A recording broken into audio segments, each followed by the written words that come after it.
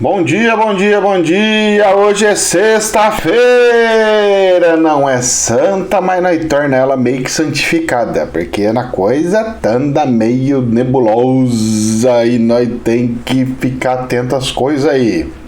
Hoje é dia 19/2 de 2021 e vamos lá, gente, notícias de hoje. Vamos começar pela bolsa? DAX subindo 0,5%, querendo chegar aos 14 mil pontos novamente. Vamos ver, tá ali naquela oscilação padrão ainda. Continuamos tudo como dantes no quartel de Abrantes, como diz o dito popular.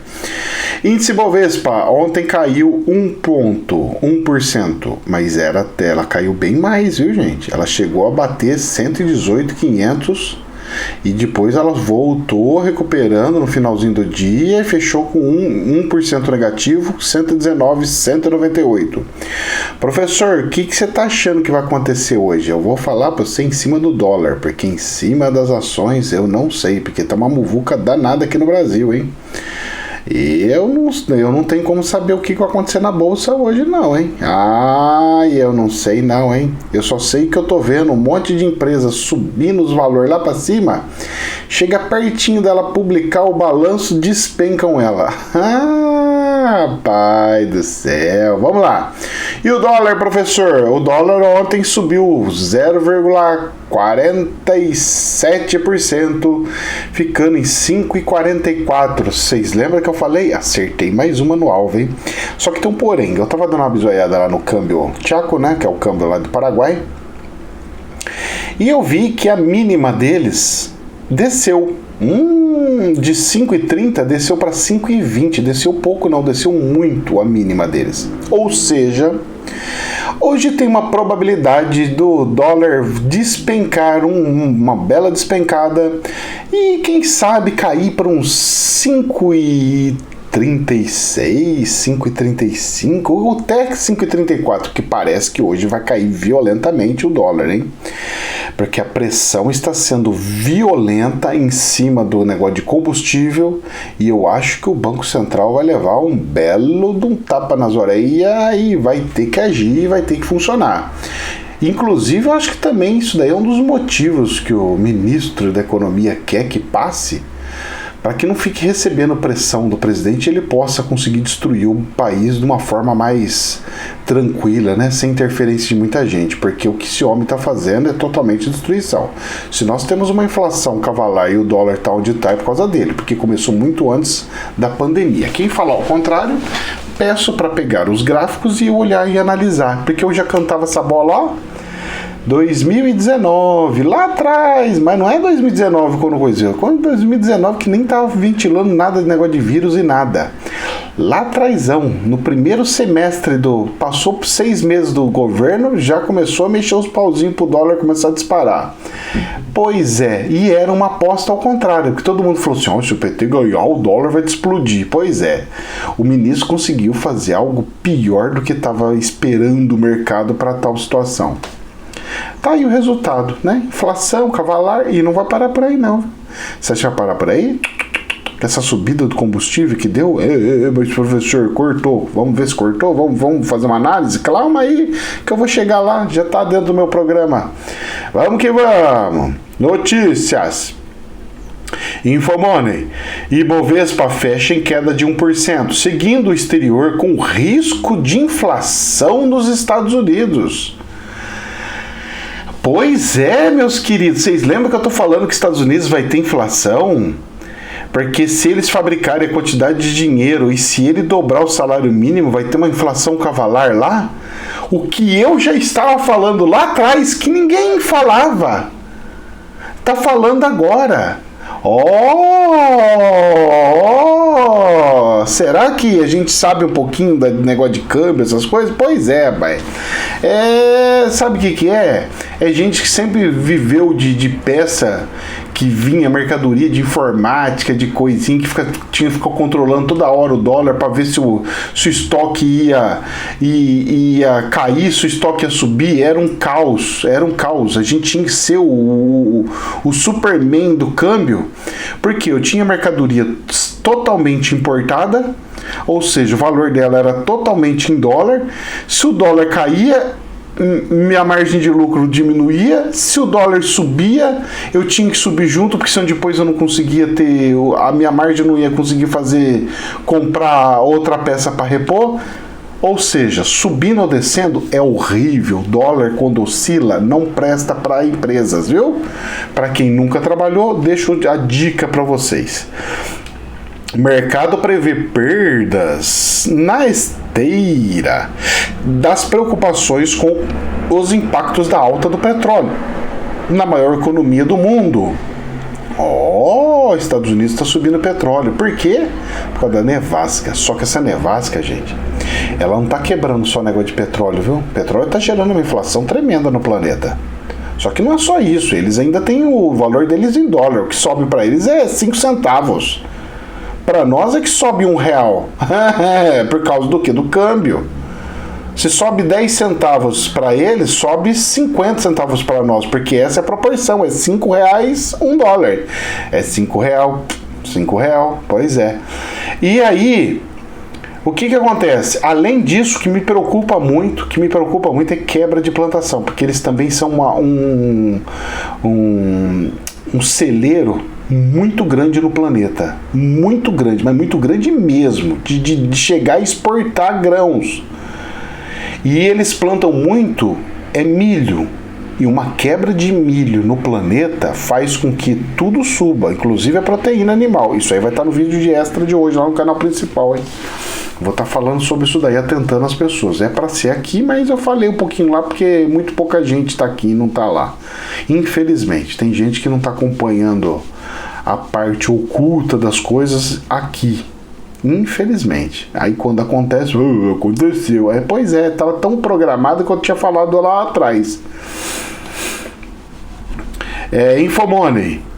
Investidores que apostam na baixa miram mercados emergentes. Maior interesse dos vendedores a descoberto coincide com sinais de exaustão em rally apoiado na esperança de uma repercussão econômica rápida na crise. Investidores que apostam na queda de ativos preparam suas ferramentas para mercados emergentes. Meu Deus do céu, será? Agora a visão é de que o rally que valorizou as ações em 11,6 trilhões de dólares e deixou os rendimentos dos títulos em mínimas históricas foi longe demais. Desde o início de fevereiro, os chamados vendedores a descoberto apostaram 1,43 bilhão de dólares na queda dos 4 maiores fundos de índice dos Estados Unidos, com a compra de ações e títulos de países em desenvolvimento. Nossa senhora, hein? Em 82 bilhões, os valores da posição vendida subiram para o maior nível de 7 anos, enquanto no principal fundo, Eurobonds, os níveis mais do que dobraram em menos de um mês. Bom, isso é uma boa notícia para o emergente, mas eu vou falar uma coisa para vocês. Sinto muito lhes dizer, mas eu acompanhando a bolsa, eu não estou vendo esses caras entrar. Muito pelo contrário, eu estou vendo entrada aqui no país de muito especulador, mas muito especulador mesmo. Especulador não é especuladorzinho, não. É o cara entrando. Vou falar para vocês os valores que estão entrando, com os casos que as pessoas estão entrando. Ele entra com simplesmente 2 milhões em 5 minutos. Ele pega assim, 2 milhões, 5 minutos, 2 milhões, faz assim, vup. Ou ele tira os 2 milhões em 5 minutos. Então o que ele está fazendo? Então ele pega ações com valor, pelo menos algumas ações que eu estou vendo aqui, ele pega e vende 2 milhões, joga o valor lá para baixo. Como as pessoas fazem análise pelo gráfico, assim, nossa, está caindo, nossa, está caindo, nossa, está caindo. Aí o que acontece? Eles não são besta.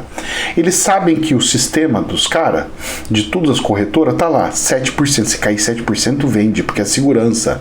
Se cair 10%, vende. Então eles sabem que entre 7% e 10% tem programação de venda automática das ações, certo? Das empresas. Aí o que esses caras estão fazendo? Eu tô percebendo isso daí, viu, gente? Eu não tenho como provar, porque eu não consigo enxergar lá, mas dá pra perceber, tá? Perceber não é ter certeza. Vamos lá. É bom as pessoas ficar bem claro isso daí, porque as pessoas escutam uma coisa e acham que é outra. O dicionário nessas horas passa longe. Interpretação de texto, Ave Maria, né? Aí o que acontece? O que esses caras estão fazendo? Eles vê que a empresa deu uma quedinha, pô, caiu 1 dia, caiu 2 dias, caiu 3 dias, fala assim, olha, caiu 3 dias, caiu 4 dias, aí os gráficos começam a falar assim, a tendência da empresa é de queda. Aí o que o cara faz? Pega e vende 2 milhões. Pá! Faz despencar, faz... Quando pega e dá aquela despencada, os caras olham, a tendência era de queda e agora tá caindo de uma vez. Sai. Vendem.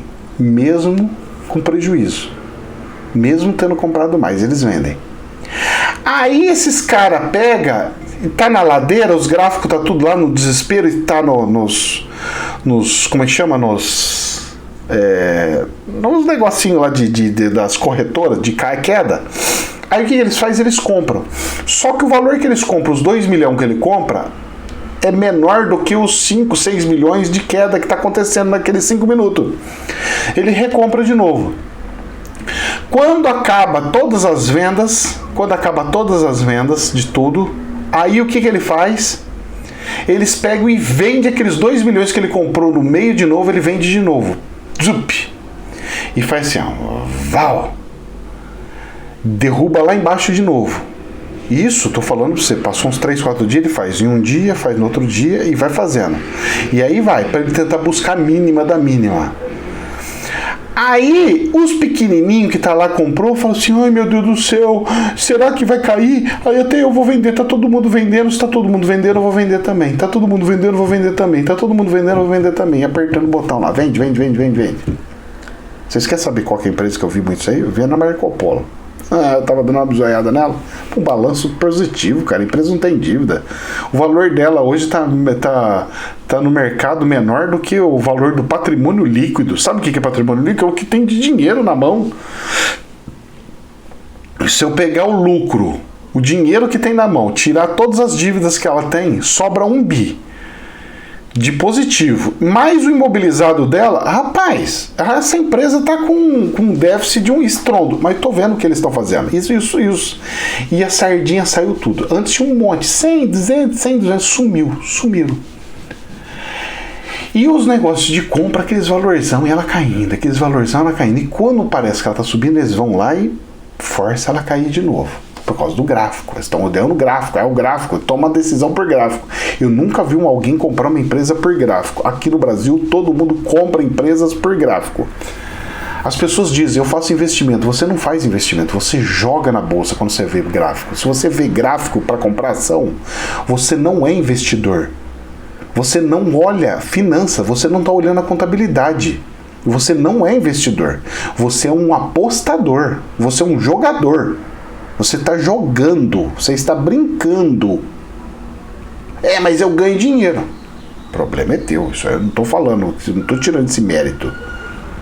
Eu estou falando que você não pode ser considerado um investidor. Investidor você não é, você é um jogador. Bom, vamos lá. Aí esses caras vai começar a entrar. Aí eles vão pegar e fazer o quê? Vão comprar antes do que os outros. Aqueles que vendiam por causa do sistema. Porque aquele só vai poder voltar a comprar depois que tiver pelo menos 2 altas. E nisso eles vão comprando um monte aqui, diminuindo aquela curva da queda, fazendo a curva. A hora que as outras empresas que vendeu tudo por causa do sistema, que caiu 7%, 10%, perceber que já está na coisa de volta de novo, eles pegam e voltam a comprar. Na hora que volta a comprar, volta a subir 7, 8, 10% num dia. E aí daquele pico violento, aí os caras vêm de novo. Especulador. Tá aí, tem uns parques, eu já tô vendo uns par andando por aí. Esse tipo de investidor, chamar isso aqui, porque a nota do jornal tá falando, investidores que apostam na baixa miram mercados emergentes. Isso aqui não é investidor, não. Isso aqui é especulador que apostam embaixo, porque eles até o nome já fala, investidor que aposta. Não. Aposta? Não. Investidor não aposta em nada, cara. Investidor investe, ele coloca o dinheiro certeiro. Ele fala, não tem problema, pode cair as ações, tem PLR. Não tem problema isso aqui por causa disso aqui. Petrobras eleva, ainda na Infomone, Petrobras eleva o preço do diesel em 15% e a da gasolina 10% nas refinarias. Olha a nota. E anima analistas. Os analistas de mercado destacam que após esse novo reajuste, a companhia praticamente fechará a lacuna de preços frente ao mercado internacional. E aí eles estão festejando. Os investidores estão festejando. Ou seja, uma empresa é brasileira, o produto é para o Brasil, de uma empresa para o Brasil e quer ter lucro. Os caras que procuram outra empresa para ter lucro. Mas e as ações despencam? Mas a Petrobras vai ser vendida? Estão querendo vender a Petrobras? Não estou sabendo. Para mim, não. Se não está querendo vender, então por que quer deixar os acionistas felizes? Tem que deixar o povo brasileiro feliz. Tem que ficar igual a empresa do governo. 0 a 0, sem dar lucro. Não pode dar prejuízo nem lucro. Ela tem que fechar no 0 a 0. Vai fazer investimento, sobe um pouquinho, pega aquele dinheiro, faz investimento. Não vai fazer investimento, abaixa o preço, é assim que tem que funcionar. A empresa é do povo. Se o dono é o governo, então a empresa é do povo, ela não é do mercado. Os economistas falam, ela é do mercado, o valor dela tem que ser do mercado. Não, ela não é do mercado. Vende ela e ela vai se tornar do mercado. Hoje ela é do povo. Mas aí tem uma outra nota aqui que fala assim, ainda na Infomone: Bolsonaro critica a Petrobras após reajuste de combustíveis, ou seja, ele não manda em porcaria nenhuma, é um governo que não tem controle nem das empresas que ele tem, e diz que alguma coisa vai acontecer nos próximos dias, fecha aspas. E aí sabe o que é alguma coisa que ele falou que vai fazer? Zerar os impostos. Mas engraçado, no último subida, que foi há uma semana atrás, não foi mais que uma semana, foi uma semana atrás, ele já falou que ia reduzir os impostos. Então ele não fez? Não. E será que ele falou que ia zerar os impostos federais e vai zerar? Não. E se zerar, vai abaixar agora? Não. Por que não? Porque esse imposto, ele é gerado só no fechamento, lá na frente. E se lá na frente ele não zerar o imposto? E aí, esse prejuízo fica para quem? Para a distribuidora? Para a refinaria? E aí, fica para quem? Eis a questão, meu filho. Não é assim não, viu? Não é assim, eu vou reduzir o imposto, cai agora. Não, eu preciso fazer o fechamento. O imposto eu vou descontar ele, zerar ele, quando eu for apurar a contabilidade. Se quando eu for apurar a contabilidade já não tiver mais o decreto, acabou. Não, mas não é toda vez que você emite nota? Toda vez que eu emito nota. Mas eu tenho que fazer uma apuração disso daí, para saber o que está impactando, quanto que está impactando, como está impactando. E se eu sou esperto, eu faço o maior refino possível e jogo tudo de estoque. Porque pelo menos já está isento o imposto, porque já foi produzido. Não vai resolver. Mesmo porque eu vou falar uma coisa para você. O diesel subiu 15%. Com o desconto, ele cairia 10%. O diesel, mesmo assim, vai ter que subir 5%.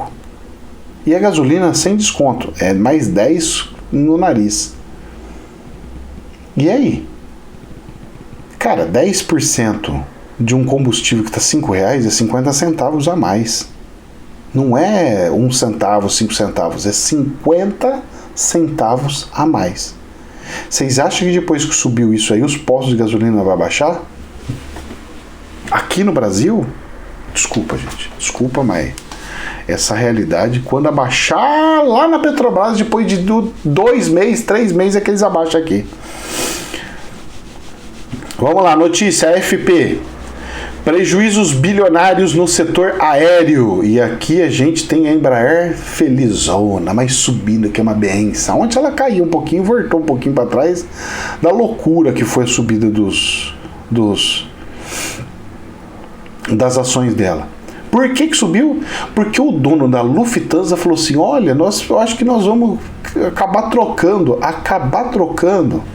vamos ter que trocar os aviões grandes por aviões menores, de menor porte. Mas, meus filhos, ele não pegou e falou assim: nós vamos comprar da Embraer.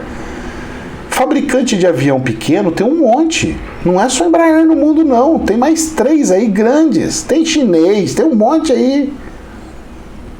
Por que o cara achou? Por que os acionistas achou que é a Embraer? E outra, ele não falou quantos aviões é. Ele não falou que vai trocar 2, ele vai trocar 3 por 4 aviões, 5 aviões. 4 aviões, 5 aviões numa empresa que fabrica 300 aviões por ano não é nada. É alguma coisa, mas não é nada. É despingado que é secar. Claro, professor, claro. Mas não é. Eu não entendo. Olha, a Bolsa de Valores é uma coisa assim que é surreal, hein? A companhia aérea Air France perdeu 7,1 bilhões de euros em 2001. Já a fabricante de aviões Airbus anunciou um prejuízo líquido de 1,1 bilhão de euros. Pra você ver como é que está o prejuízo das empresas. É bilhões de euros. Se converter euros para cá, o prejuízo da Embraer, por exemplo, vai ser em torno de 2,5 bi. Como que ela vai recuperar isso aí, cara? Fala pra mim, me explica pra mim. Ela já tomou nariz com 1 bi ano passado. E esse vai capaz de perder mais uns 2,5. E fica uns 3,5, 4 bilhão. Ela não consegue recuperar isso. Vendendo, ela vai ter que aumentar a margem dela de lucro. E aí? E se aumentar, não consegue vender. E se não aumentar, não vai conseguir pagar as dívidas.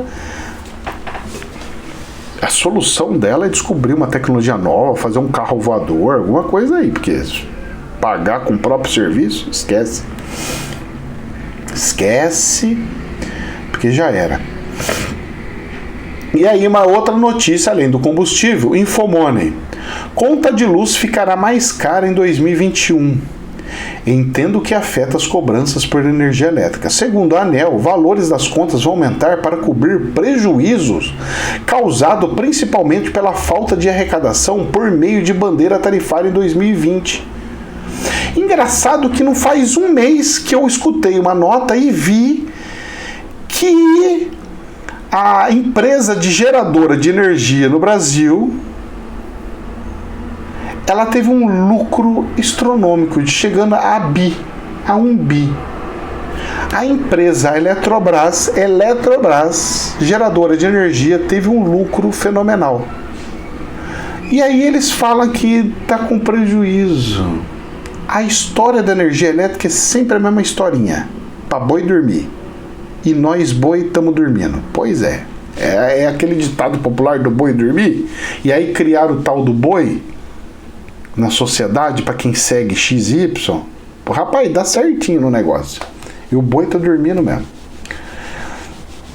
A AFP, tempestade de neve mortal atinge o Nordeste dos Estados Unidos. Isso aí eu já falei lá na frente, falando da quebra da produção e da questão do petróleo. Então isso daqui eu já falei com vocês.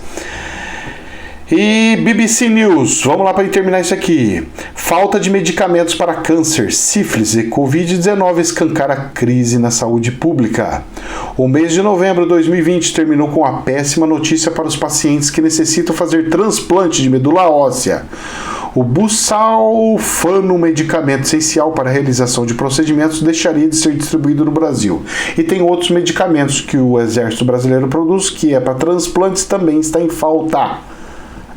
Ou seja, medicamentos comuns e padrões de dia a dia e de coisas graves que o governo fabrica, não está fabricando na quantidade que deveria e não está dando conta. E aí? E aí? Como é que faz? Deixa o povo que fez transplante perder o órgão que teve, juntou? Como é que vai fazer? Rapaz, esse ministro da saúde, ele vai entrar num buraco. Ele vai ser culpado por muitas mortes aí, hein? O karma dele vai ficar pesado, hein?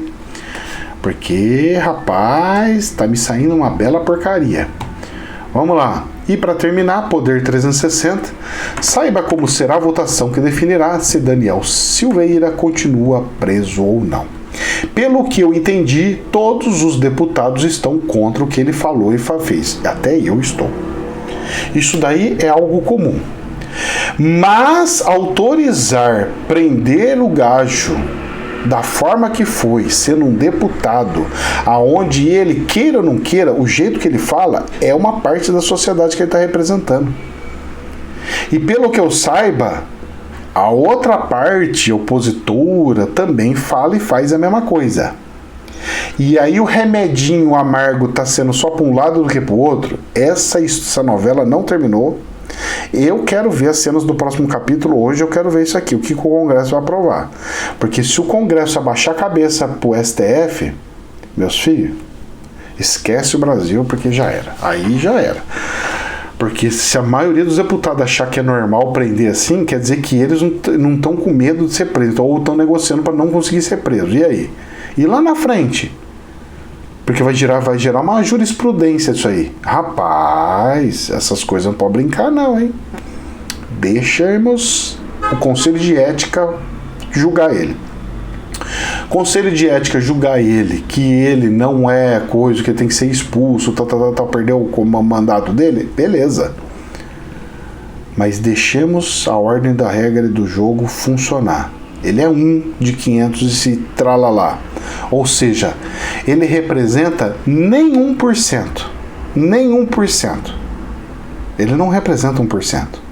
Porque na Câmara dos Deputados, os 100% eu tenho que dividir entre todos os deputados, que é 500 e tralalá, 540 e pouco, né? 543, não é isso? Se eu não me engano. Então, é assim que funciona. Então, não sei porque que as pessoas estão todas alarde. É um personagem. E já serviu de exemplo para todos os outros. Gente, jamais é verdade absoluta. Que Deus nos abençoe. Uma ótima sexta-feira para todo mundo. Namastê. Hoje tem vídeo extra. Tá interessante, hein? Deus abençoe.